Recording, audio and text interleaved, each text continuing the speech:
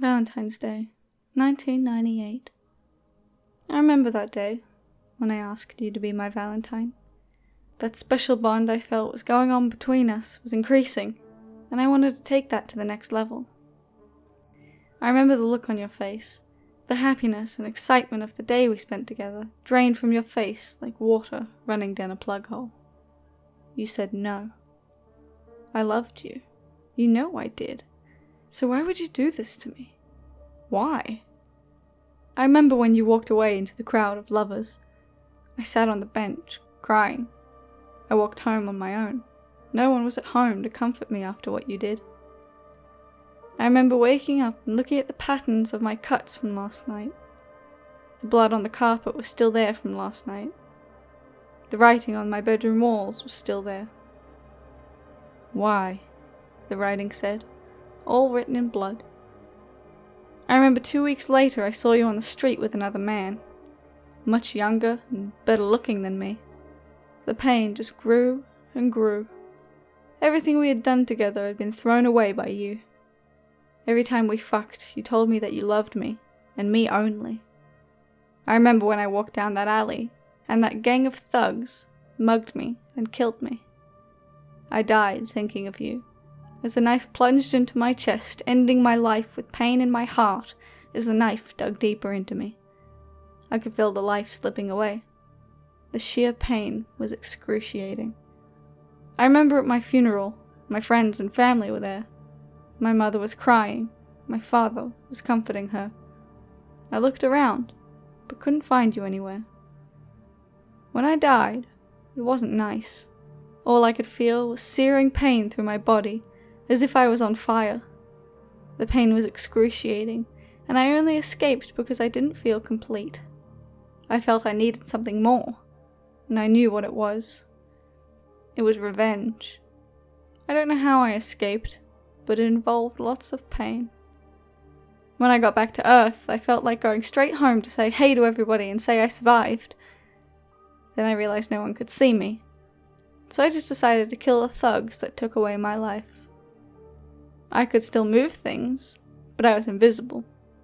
It was great fun, and I enjoyed it so much. The first one I went for ended up face down on the ground, with a cracked skull and no scalp. He never knew what hit him. I used the same knife he used to kill me, to carve his pretty little eyes out of their sockets. By this time, the other two assholes had backed into a corner. I ripped the first one's fingers off with my teeth. After that I cut his eyes out, holding them in the same hand as the others. I knew what I was going to use them for. I was going to make a necklace for you.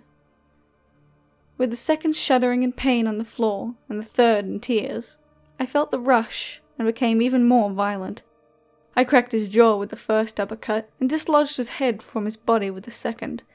As with the others, I cut his eyes out with the same knife and kept the eyes and knife for later use. I knew where I had to go next. I was going to his house, the one who took you from me. I was going to be less forgiving to him. When I first saw him, he knew something was wrong. He could sense me getting closer. I knocked him out with a single punch to the neck, taking out his airway and suffocating him till he collapsed. After that, I surgically cut a hole in his throat so he could breathe. I wanted this to last as long as possible. He choked up blood and started to wake. On the verge of death, it appeared he could see me. He knew who I was. But you were dead, he stuttered. He was so wrong. I cut his eyes out, with him still screaming, and then plunged the knife deep into his stomach, watching his intestines pour out onto the cold carpet floor. At least I think it was cold. It was too drenched in blood for me to tell. I felt better after this, but still not complete. I was still missing something. It was you. I needed you. I would never be complete without you. So I set off for your house, whistling to myself along the way. I was happy for some reason. I knew nothing could stop me now as I drew closer. I felt happier and happier. You were surprised to see me. You cried, and I told you not to. You wouldn't stop, and I tied you up. I got angry. I shouted. I cut you. I put the necklace I made for you on, and you just screamed louder. I plunged the murder weapon that was used on me into your eye, and from then on, we were tied together in a permanent bond. No one would separate us. I was happy now. I could finally rest.